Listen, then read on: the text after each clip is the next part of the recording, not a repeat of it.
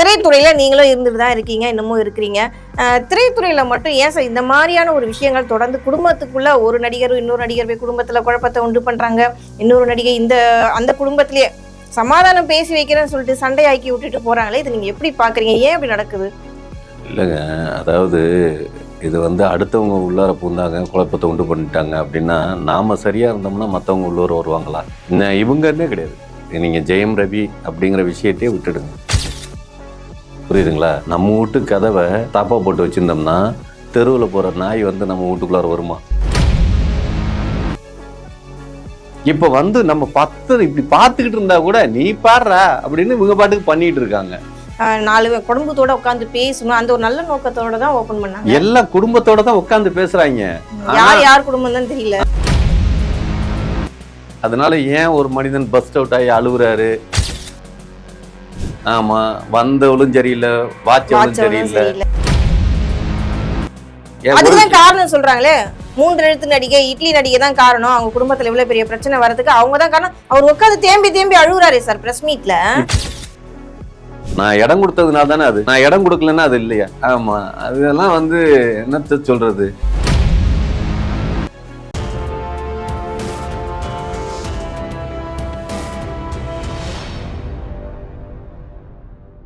தமிழ் நேயர்களுக்கு அன்பு வணக்கம். இன்னைக்கு நம்மளோட சிறப்பு நேர்காணலுக்கு வந்திருக்காங்க பிரபல திரைப்பட டைரக்டர் நந்தவனம் நந்தகுமார். வணக்கம் சார். வணக்கம் ஸ்டெல்லா மேடம். சார், திரைத்துறையில நீங்களும் இருந்துட்டு தான் இருக்கீங்க, இன்னமும் இருக்கிறீங்க. திரைத்துறையில மட்டும் ஏன் சார் இந்த மாதிரியான ஒரு விஷயங்கள் தொடர்ந்து குடும்பத்துக்குள்ள ஒரு நடிகர் இன்னொரு நடிகர் போய் குடும்பத்துல குழப்பத்தை உண்டு பண்றாங்க, இன்னொரு நடிகை அந்த குடும்பத்திலேயே சமாதானம் பேசி வைக்கிறேன்னு சொல்லிட்டு சண்டையாக்கி விட்டுட்டு போறாங்களே, இது நீங்க எப்படி பாக்குறீங்க? ஏன் அப்படி நடக்குது? இல்லைங்க, அதாவது இது அடுத்தவங்க உள்ளார பூந்தாங்க குழப்பத்தை உண்டு பண்ணிட்டாங்க அப்படின்னா நாம சரியா இருந்தோம்னா மற்றவங்க உள்ளூர் வருவாங்களா? புரியுதுங்களா? நம்ம வீட்டு கதவை தாப்பா போட்டு வச்சுருந்தோம்னா தெருவில் போகிற நாய் நம்ம வீட்டுக்குள்ளார வருமா? வராது இல்லையா? அப்போ தாப்பா போடாமல் வச்சுக்கிட்டது யார்?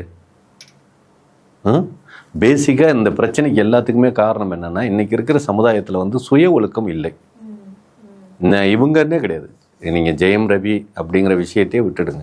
இன்றைக்கி சமுதாயத்துக்குள்ளாரே சுய ஒழுக்கம்னு தனிப்பட்ட ஒவ்வொருத்தருக்கும் ஒழுக்கம் இருக்கணும். அந்த ஒழுக்கக்கேடான விஷயத்துக்குள்ளார இருக்கிறது. 2வது, தப்பை அக்செப்ட் பண்ணுறதுன்னா அது தப்பே இல்லைங்கிற ஒரு மனநிலைக்கு வந்துருச்சு. ஒரு பொண்ணும் ஒரு பையனும் தனியாக உட்காந்துக்கிட்டு ஒரு பீச்சில் என்ன சொல்ற கட்டி பிடிச்சிக்கிட்டு ஏதோ ஒரு சிலிம்சங்களில் ஈடுபட்டாங்க அப்படின்னா, முன்னாடியெல்லாம் நாங்கள் காலேஜில் படிக்கிற காலங்கள்லாம் அங்கே ஒருத்தவங்க வந்துகிட்டு இருக்காங்கன்னா இங்கே தனியாக உட்காருவாங்க. இப்போ நம்ம இப்படி பார்த்துக்கிட்டு இருந்தா கூட நீ பாடுறா அப்படின்னு இவங்க பாட்டுக்கு பண்ணிகிட்டு இருக்காங்க. ஆமாம், இது சரியா? ஆமாம். 2வது, இந்த பார்க்கா எல்லா பக்கட்டும் இந்த நடபாதைக்கும் உட்காந்து ரெஸ்ட் எடுக்கிறதுக்கு இதுக்கு தான் பார்க்கை கட்டினாங்க. இங்கே பெரும்பாலும் பார்க் ஃபுல்லாக இந்த லவ்வர்ஸ் பார்க்காகவே ஆக்கி, ஆமாம், இந்த சமுதாயத்தை வளர்க்குறேன்னு சொல்லிட்டு சீர்குலைச்சிட்டாங்கன்றீங்க. ஆமாம், சீர்படுத்தணுங்கிற நோக்கத்தில் சீர்குலைச்சி வச்சுருக்காங்க. அந்த குலைவோட விலையை தான் இப்போ டிஎம்கே வாங்கிக்கிட்டதா? ஏன்னா அங்கங்கே எல்லா ஊர்லேயும் இது கட்டியிருக்காங்க தெரியுங்களா? எது? பார்க்கு. அந்த பார்க் எது கட்டினாங்க? மக்கள் டெய்லியும் நடைப்பயணம் போகணும், ஹெல்த்தியா இருக்கணும், 4 குடும்பத்தோட உட்காந்து பேசணும், அந்த ஒரு நல்ல நோக்கத்தோட தான் ஓபன் பண்ணாங்க. எல்லா குடும்பத்தோட தான் உட்காந்து பேசுறாங்க. யார் குடும்பம் தான் தெரியல. ஆமா, குடும்பம் குடும்பத்து அதான் ஒரே குடும்பத்துல இருந்து வேற இந்த குடும்பம் அந்த குடும்பம் அந்த குடும்பம் அப்படின்னு. இதெல்லாம் கள்ள தொடர்புலாம் சொல்லக்கூடாது, இதெல்லாம் நல்ல தொடர்பு. ஆமா, அது மாதிரி இந்த மாதிரிலாம் இருக்கிறப்ப எப்படி வேணுமாலும் நடக்கும். அதனால ஏன் ஒரு மனிதன் பஸ்ட் அவுட் ஆகி அழுகுறாரு? ஆமா, வந்தவளும் சரியில்லை, வாட்சவளும் சரியில்லை அப்படின்லாம் ஒருத்தர் சொன்னாரு. பழைய காலத்து பழமொழியா இருந்தாலும் பரவாயில்ல, இன்னைக்கும் அது ட்ரெண்டிங்ல இருக்குது, கரெக்டா ஆப்ட் ஆகுது அப்படின்லாம். வரவன் கூத்தடிப்பான் தான். அதனால அதை இடம் கொடுக்கறதுன்னு ஒண்ணு இருக்குல்ல. அதனால இத்தனை வருஷமா அவர் நிறைய ப்ராப்ளம்லாம் இருக்கு. இத்தனை வருஷமா அமைதியா இப்ப என்ன இப்படி பண்ணிட்டாங்க அப்படி பண்ணிட்டாங்க. ஸோ இந்த மேரேஜே பிளாக்மெயில் மேரேஜ் அப்படின்னா சில ஓப்பனான விஷயங்கள்லாம் சொல்லணும். இதில் ஒரு படித்தவர், ஒரு நல்ல ஃபேமிலி சினி இண்டஸ்ட்ரியில் இருக்கிற ஒரு ஃபேமிலி உமேனு, இது கூட தெரியாது ஆரம்பத்தில். இவங்க இப்படி நம்மளோட வேணும்னே டார்ச்சர் பண்ணி கல்யாணம் பண்ணுறாங்க, நம்ம ஏன் கல்யாணம் பண்ணிக்கணும் அந்த இதுவே இருக்காதா? ஒரு விஷயங்க, அது இப்போதான் தெரியுமா? இத்தனை வருஷத்துக்கு அப்புறம் 2 குழந்தைய பெற்றுட்ட பிறகு. அதுதான் சொல்கிறேன். அறிவுங்கிறது என்ன சொல்றது, படிச்சா அறிவு வந்துருன்னு எல்லாரும் நினைக்கிறது தப்பு. அப்படி பார்த்தா இன்னைக்கு வந்து மேதகு ஜோசப் விஜய் அவர்கள் முதலமைச்சர் ஆயிருக்க முடியாது. புரியுதுங்களா? படிக்கிற அறிவு வேற, வாழ்க்கையில படுற அறிவுங்கிறது வேற. பட்டா தெரியும் புத்தி உனக்கு அப்படிம்பாங்க. அப்போ படுறதுங்கிறப்ப அதாவது என்ன சொல்ற, ஒரு காதல்ங்கிறது எதனால வருதுன்னே தெரியாது. ஆமாம், பழக்க வழக்கத்தில் ஒரு அட்ராக்ஷன், எந்த மாதிரி அட்ராக்ஷன் எப்படி வருது அப்படிங்கிறதெல்லாம் தெரியாது. ரெண்டாவது எல்லாருமே என்ன நினைக்கிறாங்கன்னா ஒருத்தனுக்கு ஒருத்தி அப்படின்னு. சீரியஸாக கல்யாணம் பண்ணி ஒரு காதலிச்சு ஒரு பையனோட ட்ராவல் பண்ணுறோம் அப்படின்னா காதலிக்கிறதுக்கு முன்னால் வரைக்கும் சும்மா அப்படி இருக்கும். ஆமாம், இவதாண்டா அப்படின்னு, இவன் தாண்டா அப்படின்னு. ஆமாம், உலகமே. இந்த ஏன் லிவிங் டுகெதர் இன்னைக்கு எடுத்துக்கிறாங்க அப்படின்னா, ஒரு கல்யாணம் பண்ணி அந்த சலிப்புங்கிறது ஒன்று வரும். ஆமாம், அதாவது எப்போதுண்டா இவன் அதே தான் திருப்பி பழசாயிட்டான் அப்படிங்கிற ஒரு ஃபீல் வரும். மொபைல் இன்னைக்கு என்னதான் புது மொபைல் வாங்கினாலும் அடுத்த மொபைல் கொஞ்சம் பார்த்தோனையும் அதை வாங்கணும்னு தோணுது இல்லையா? அதே மனநிலை தானே ஒரு மொபைலில் இருக்கிற மனநிலை தானே ஒரு இன்னொரு பெண்ணு மேலேயும் இன்னொரு ஆண் மேலேயும் வரும். அதுதானே இயல்பு இல்லை, இயற்கை. இந்த இயற்கையை வந்து பழங்காலத்துல எல்லாம் நீட்டிச்சு வச்சிருந்தாங்க, இப்போ ஷார்ட் டைம்ல வச்சிருக்காங்க. அதனால அடுத்த மாடல்ங்கிறது உடனே வருது.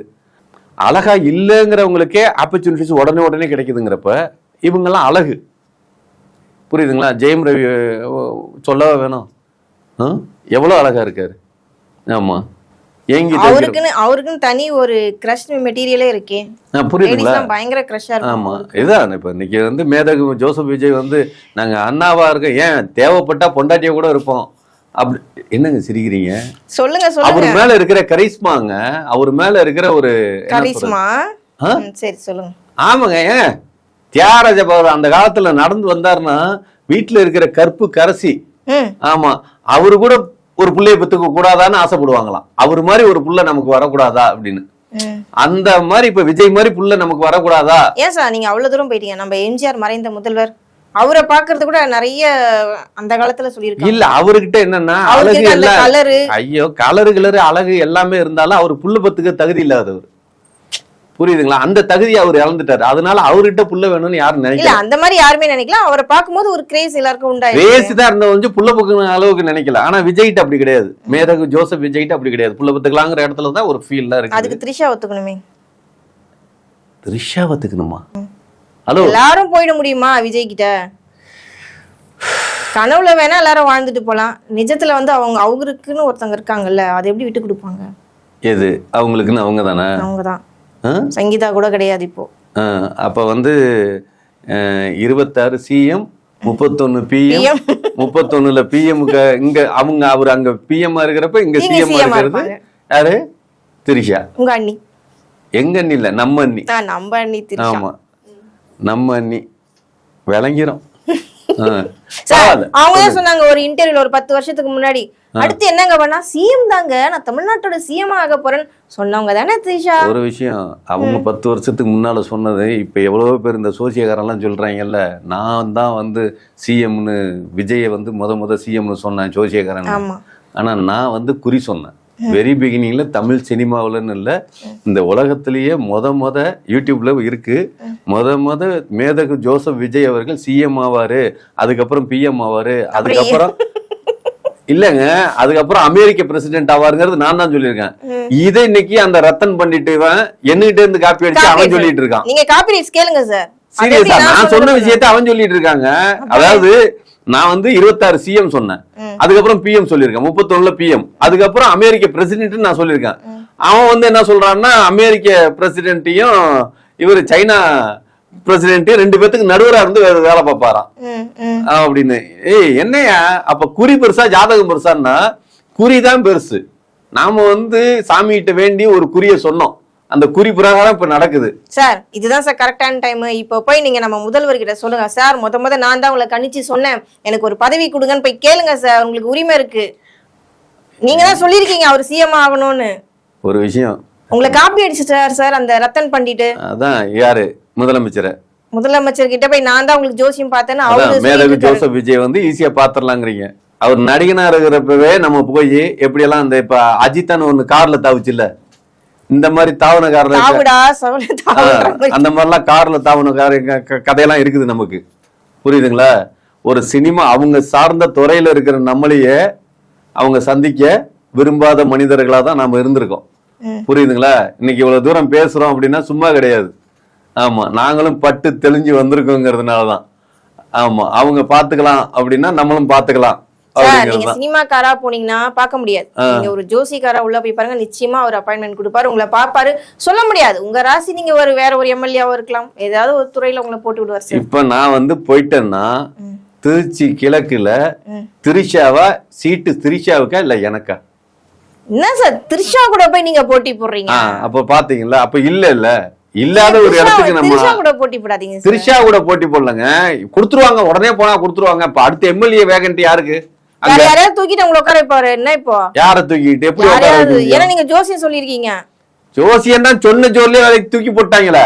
கொடுத்த ஜோலி இல்ல, நீங்க உண்மையை சொல்லிருக்கீங்க. அவர் பொய் சொன்னதுனால அவரை தூக்கி போட்டாங்க. நீங்க உண்மையை சொல்லிருக்கீங்க. கட்சி ஆரம்பிச்சு நீங்க தான் சொன்னீங்க மேத்தகு ஜோசப் விஜய் தான் சிஎம்மா வருவாருன்னு. உங்க வாக்கு பழிச்சிருக்கு சார். அது பழிச்சிருக்குதுங்கிறது உண்மைதான். அத நான் சொன்னா நம்மள பைத்தியக்காரன் பையன், அன்னைக்கெல்லாம் நம்மள பைத்தியக்காரன் சொல்லி திட்டி இருந்தாங்க. ஆனா இந்த கம்யூனிட்டி எத்தனை பேர் பைத்தியக்காரன் சொன்னாங்களா, அதனால இன்னைக்கு பைத்தியக்காரனா இருக்கிறான். ஆமா, நான் சொன்னது உண்மைடான்னு எவனும் நம்ப மாட்டேங்கிறான். இப்பவும் சொல்றேன். ஆமா, அடுத்த ஒரு என்ன சொல்றது, ஒரு 3 மாசத்துக்கு அவர் ஜெயில் கட்டம் இருக்குது. அவர் கட்டத்துலன்னு இல்ல, குறியா பாக்குறப்ப அவருக்கு ஒரு ஜெயில் இருக்குது. அந்த காலகட்டங்கள்ல இவங்க யாரு ஆதவர்ஜுனா சிஎம்மா இருக்கிறதுக்கு வாய்ப்பு இருக்குது. ஆமா, அப்படியெல்லாம் இருக்குது. ஒரு ஆதவர்ஜுனா சிஎம்மா இருந்து டிராவல் ஆகுறது. இவர் ஒரு 3 மாசம் உள்ள போயிட்டு உட்காந்து, எப்படி ஜெயலலிதா உள்ள போறப்போ ஓபிஎஸ் இருந்தாங்க, அது மாதிரி ஒரு சூழ்நிலை இருக்குது. அந்த சூழ்நிலை திரிஷா கூட சிஎம் ஆகிறதுக்கு வாய்ப்பு இருக்கு. இது சொல்லுங்க, நம்புற மாதிரி இருக்கு. ஆதவெல்லாம் சிஎம் எங்களால ஏத்துக்க முடியாது. அதுக்கு நாங்க ஓட்டு போட்டு உட்கார வச்சிருக்கோம். எது இப்படிதான் சொல்லுங்க. ஜெயலலிதா ஜெயிலுக்கு போறப்ப ஓபிஎஸ் சொல்றப்ப இப்படிதான் தமிழ்நாட்டு மக்கள் அதெல்லாம் ஓபிஎஸ் வரக்கூடாதுன்னு போராடினாங்களா? யாரு தெரியும், போராடி இருப்பாங்க. ஆனா அவர் நான் தான் வரணும்னு அடம் பிடிச்சிருப்பாரு. அதெல்லாம் கிடையாதுங்க. ஒரு சிங்கிள் மேன் முடிவெடுத்ததுதான். விஜய் முடிவெடுத்ததுதான். புரியுதுங்களா? அதுக்குள்ளார திருச்சி கிழக்குல இருந்து திரிஷா வின் பண்ணிட்டாங்கன்னா திரிஷாவை முதலமைச்சரா உட்கார வச்சுட்டு அவரு போவாரு. அதுக்கு முன்னாலேயே ஜெயிலுக்கு போற கட்டம் தான் இருக்குது. ஒரு 3 மாசம் ஒண்ணுமே அதாவது பெருசாலாம் இல்ல, ஃபர்ஸ்ட் கிளாஸ் ஜெயிலும்பாங்க. ஆமா, ஒண்ணு எல்லாமே இங்க ஆப்ரேட் பண்றதே அங்க ஜெயில உட்காந்துட்டு ஆப்ரேட் பண்றது மாதிரிதான் இருக்கும். அதனால ஒன்னும் பிரச்சனை இல்லை. அவரு இன்னமும் குறிதான், ஸ்ட்ராங்கா சொல்றேன். சரி சார், அது நடக்கும் போது பாத்துக்கலாம். மோடி தாங்க தூக்கி வைக்கிறாரு அவரை. சரி சார், அது நடக்கும் போது பாத்துக்கலாம். இப்போ நான் என்ன கேட்டுட்டு இருந்தேன், ஒரு என்ன டாபிக் ஆரம்பிச்சா எங்க போய் இல்லங்க, ஒரு குடும்பம் நல்லா இருக்கணும்னா நாடு நல்லா இருக்கணும். இப்ப நாடு நல்லா இருக்கிறத பத்தி பேசணும். நம்ம குடும்பத்தை பத்தி பேசணும்னா இப்ப ஜெயலலிதா குடும்பத்தை பத்தி பேசிட்டு இருந்தோம் இல்லையா? அது ஏன் இப்படி ஆச்சு அப்படின்னா இன்னைக்கு ஒவ்வொரு அதுதான் காரணம் சொல்றாங்களே. 3 எழுத்து நடிகை, இட்லி நடிகை தான் காரணம். அவங்க குடும்பத்துல இவ்வளவு பெரிய பிரச்சனை வரதுக்கு அவங்க தான் காரணம். அவர் உட்காந்து தேம்பி அழுகுறாரு சார் பிரஸ் மீட்ல. இப்ப இட்லி நடிகை இட்லி இருக்கு, அது நீங்க தான் சொல்லணும். ஏன் அதாவது ஒரு காலத்துல இட்லி இருந்தது, அதனால இட்லி நடிகைன்னு சொன்னோம். இப்ப இட்லி இல்ல. ஆமா, அதெல்லாம் என்னத்த சொல்றது. அதனால அடுத்தவங்க மேல குறை சொல்லக்கூடாதுங்க என்னைக்கும். அதாவது ஒவ்வொரு பிரச்சனைக்கும் காரணம், என் பிரச்சனைக்கு நான் தான் காரணமா இருக்க முடியும். என் பிரச்சனைக்கு இன்னொருத்தன் காரணமா ஒரு காலத்துல யோசிக்க கூடாது. நான் இடம் கொடுத்ததுனால தானே அது, நான் இடம் கொடுக்கலன்னா அது இல்லையா அப்படின்னு அப்படித்தானே யோசிக்கணும். அவன் வந்தான் என்கிட்ட பூந்து விதை பண்ணிட்டான் அப்படின்னு அடுத்தவங்க மேல பிளைம் பண்றதுன்னா அப்ப நான் சரிங்கிறதுக்கு மாதிரி நம்மளா நினைச்சுக்கிறது. நம்ம ஒரு காலத்துல நம்ம சரி கிடையாது. இல்ல சார், அவர் ரொம்ப அமைதியா சாதுவா இருந்துட்டேன், விட்டு கொடுத்துட்டு போயிட்டேன், அதனால எனக்கு இவ்வளவு பிரச்சனை அவர் ஓப்பனா சொல்றாரே சார். சாது மிரண்டால் காடு கொள்ளாதுன்னா எதுக்கு, ஏன் அப்படி எல்லாம் விட்டு கொடுக்கணும், எதுக்கு? ஆமா, நீங்க விட்டு கொடுத்தீங்க, ஓகே, அதெல்லாம் பேசக்கூடாது. விட்டு கொடுக்கறதும் கூட்டி கொடுக்கறதும் அப்படின்லாம் அதாவது வேணாம். அதாவது ஒரு என்ன சொல்றது, இவங்க குடும்பத்தெல்லாம் இல்லைங்க, எல்லாரும் குடும்பத்துக்குள்ளாரையுமே பிரச்சனைகள்ங்கிறது 1000 குடும்பத்துக்குள்ள இருக்கு. விட்டு கொடுத்து வாழ்றதும் கூட்டி கொடுத்து வாழ்றதும் இப்ப உள்ள தலைமுறைகள்ல ஈஸியா எடுத்துக்கிட்டாங்க. ஆமா, நீங்க பாருங்க. ஆமா, இது முன்னாடியெல்லாம் ஏய் உன் முன்னாடி அவனோட போகுதுப்பா அப்படின்னா டென்ஷன் ஆகி அவனுங்க எவன்டா அவன் அப்படின்பாங்க. இப்ப எல்லாம் பாருங்க, ஓ அவன் என் ஃப்ரெண்டு தான் அப்படிங்கிறாங்க. ஆமா, ஆனா ஃப்ரெண்டோட போய் ஏன் ஓயோ ரூம்ல போய் உட்காந்துருக்காங்கன்னு தெரியல, பேச்சுவார்த்தை அங்க நடத்துறாங்க. ஸோ இப்படியெல்லாம் இருக்குது இல்லையா? இதெல்லாம் சமுதாய டெவலப்மெண்ட்டு. இதே ஜெயம் ரவி அவங்களுடைய வாழ்க்கையில ஒரு நடிகை மட்டும் இல்ல, ஒரு நடிகரும் இருக்காரு. இப்ப கூட ரீசெண்டா ஒரு படம் ரிலீஸ் ஆகி அவரும் 3 எழுத்து நடிகர் தான். அவர் தான் அவங்க ஒய்ஃபுக்கு இந்த மாதிரிலாம் மோட்டிவேட் பண்ணது, போய் மைண்டை கிளியர் பண்ணி பேசுனதுன்னு சொல்றாங்களே, இதுவும் உண்மையா? ஏங்க, எங்கேயுமே ஒரு விஷயம் நல்லா தெரிஞ்சுக்கங்க. ஆமா, பெண் எங்க இருக்குதோ அங்க ஆண் தேடி ஓடும். புரியுதுங்களா? அதே மாதிரி ஆண் எங்க இருக்குதோ அது பெண் அந்த சைடு திரும்பி பார்க்கும். இது எல்லாமே இந்த அட்ராக்ஷன் எல்லாமே வந்து அதாவது எப்படி சொல்றது உங்களுக்கு, சொல்லுங்க சார், உங்களுக்கு இருக்க அனுபவத்தை சொல்லுங்க, அதுக்காக தானே உங்களை கூப்பிட்டு. இல்லைங்க, அதாவது ஒரு 10 பொட்டை நாய் இருக்கிற இடத்துல ஒரு ஆண் நாயை உள்ளார விடுங்களேன். சீரியஸா? சரி விட்டுருங்க. 10 ஆண் நாய் இருக்கிற இடத்துல ஒரு பொட்டை நாயை விடுங்களேன். ஆமாம், இல்லை அந்த நாய் கண்ணகின்னு நான் சொல்ல வரல. ஆமாம், இதுக்கு மேலே நான் விளக்கம் கொடுக்க தெரியல. அதனால குற்றம் குறை சொல்கிறதுங்கிறது, அடுத்தவனை கை நீட்டி சொல்கிறதுங்கிறது அது தவறு. ஆமாம், நான் என்ன சொல்கிறேன்னா, கண்ணகி பத்தினிங்கிறது நமக்கு எல்லாருக்கும் தெரியுது, ரைட்டு. நீங்கள் சொல்லி இதிகாசத்தில் எழுதி வச்சுட்டீங்க. அந்த கண்ணகியோட பக்கத்து வீட்டுக்காரன் ஒருத்தன் இருப்பான் இல்லையா, ஜன்னலில் பார்த்துருப்பான் இல்லையா, புரியுதுங்களா? அந்த வரலாறு ஏன் சொல்லலை? புரியுதுங்களா? அந்த வரலாறு ஏன் நீங்கள் சொல்லலை? எனக்கு தெரியல. கண்ணகி பத்தினிங்கிறது எதை வச்சு நம்ம தெரிஞ்சுக்கிறது? நீங்கள் எழுதி வச்சதை வச்சு தெரிஞ்சுக்கிறதா, இல்லை பக்கத்து வீட்டுக்காரன் பார்க்காம இருந்திருப்பானா? கோகுலனோட கொஞ்சம் அவன் அழகா இருந்தானா என்ன ஆகும்? சரி சார், இதுக்கான முடிவு என்னதான் சார்? அவரு கூட ஒரு விஷயத்த சொல்லியிருக்காரு, என்ன வந்து சாவடிக்க ட்ரை பண்றாங்க, ஆனா நான் எல்லாரையும் முடிச்சு விட்டுட்டு தான் நிம்மதியா போய் சேருவேன்னு ஒரு ஓப்பன் டாக்கே கொடுக்குற, ஓப்பன் அறிக்கையே கொடுக்குறாரு. இது நம்ம எப்படி எடுத்து? ஏங்க இல்லைங்க, அவர் வந்து ஒரு மீடியாவில் பாப்புலாரிட்டி ஆயிட்டாரு, அதனால இன்னைக்கு உட்காந்து நம்ம வரைக்கும் பேசிட்டு இருக்கோம், புரியுதுங்களா? அது மாதிரி ஒவ்வொரு குடும்பத்திலையும் அப்படிதான் இருக்குது. பாவம், நீங்கள்லாம் வந்து ஆசையில் கல்யாணம் பண்ணிக்கிட்டு அவன் வெளியில் சொல்ல முடியாமல் வேதனைப்பட்டு வாழ்ந்துட்டு இருக்கான். நாய்க்கு கூட நல்ல சோறு வைக்கிறாங்க, புருஷனுக்கு நல்ல சோறு வைக்க மாட்டேங்கிறாங்க. உங்களுக்குலாம் தெரியாது, புரியுதுங்களா? ஆமாம், காலையில் கறி எடுத்து கொண்டு போய் கொடுப்பான். ஆமாம், இவன் சாப்பிட்றப்ப பார்த்தா ஒரு துண்டு கறி இருக்காதுங்க. அப்புறம் மீதிலாம் அவங்களேவா சாப்பிட்றாங்க? ஏங்க, நாய்க்கு கூட கறியை கொடுத்துட்றாங்க, புருஷனுக்கு கொடுக்க மாட்டேங்கிறாங்கன்னு சொல்ல வர்றேன், புரியுதுங்களா? அதுக்காக நான் என்ன கேட்கிறேன், ஒரு வீட்டுல நாய்க்கு கிடைக்கிற மரியாதை கட்டின புருஷனுக்கு கிடைக்க மாட்டேங்குதுன்னு சொல்ல வர்றேன். நீங்க வந்து அந்த மாதிரிலாம் இருக்கிற சூழ்நிலையில இது இது எல்லா இடத்துலயுமே நடக்குதுங்கிற. எல்லாரும் வந்து இவரை மாதிரி பஸ்ட் அவுட் ஆகி சொல்லல, புரியுதுங்களா? எல்லா இடத்துலயுமே நடக்குது. ஆமா, அது அனுபவிக்கிறவங்க மட்டும்தான் தெரியும். புரியுது, உங்களுடைய அனுபவம் எப்படி இருக்குன்னு நல்லா புரியுது. உங்களை பார்த்தாலே ஒண்ணும் இல்லைங்க, நமக்கு வந்து என்னதான் பிரச்சனை இருந்தாலும் சாப்பாடு தட்டுல போட்டு அப்படி வைக்கிறது இருக்கு இல்லையா, தொப்புன்னு வைக்கிறதுக்கும் அப்படி வைக்கிற ரூட்டே தெரியுங்க. சார், இந்த இடம் நீங்க சொல்லும்போது எங்களுக்கு ஒரு படம் ஞாபகம் வருது. முதல் மரியாதை படத்துல வடிவகரசி அம்மாவும் சிவாஜி சார் வந்துட்டு அவரு தோசை கேட்பாரு, அவங்க ஒரு மாதிரி எடுத்துட்டு வந்து வைப்பாங்களே, அந்த மாதிரி தெரியுதா? அது ஒரு மீன் எடுத்து சாப்பிடுற உறவுங்கிறது அது எப்படி இருந்தது? அந்த உறவு ராதாவோட ஒரு ஆத்மார்த்தமான உறவுக்கும் ஏதோ அந்த நேரத்துக்கு அரேஞ்ச் மேரேஜ் லவ் மேரேஜ்னு கட்டிக்கிட்டு படுற பாடுக்கும் வித்தியாசம் இருக்குது இல்ல, புரியுதுங்களா? ஒரு மனிதன் எதுக்காக சம்பாதிக்கிறோம்? நல்ல விதமா சாப்பிட்றதுக்கு தான். அந்த சாப்பாடே நாயோட கேவலமா சாப்பிட்ற இடத்துல நம்ம இருக்குதுங்கிறதுக்கு எதுக்கு இந்த உலகத்துல உயிரோடு இருக்கணும்? செத்தரலாம்ல, சாகிறது சரிதானே? ஆமா, கொஞ்சம் மான ரோசம் சூடு சொரணம் இதெல்லாம் இருக்குனுங்க. ஆமா, கண்டிப்பா சார். அவருடைய ஆதங்கத்தையும் நம்ம நேயர்கள்ட்ட ஓப்பனா சொல்லிட்டாரு. தொடர்ந்து பேசுவோம். நன்றி, வணக்கம் சார். இதெல்லாம் நன்றி வணக்கம் சொல்லி முடிக்கிற ப்ரோக்ராமே கிடையாது, கேடுகட்ட கேவலமான ஒரு வார்த்தை. ஆமா, ஓகே, முடிச்சுக்குங்க.